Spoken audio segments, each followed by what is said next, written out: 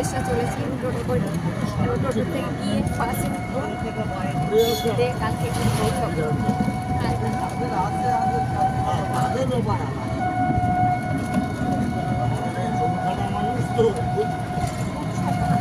আমারও এই সময় ছিল, এই সময় কাজ করতে টাকায় দিকে টাকা ভাই বাবা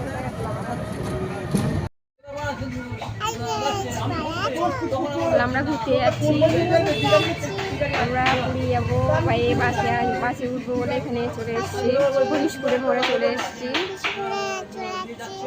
এই দেখো আমার দিদিরা, এই আমার বদ্দি, এইটা আমার মেজদি, বলে এইটা আমার বাবা, এই দেখো আমার বাবা হা করে বসে আছে।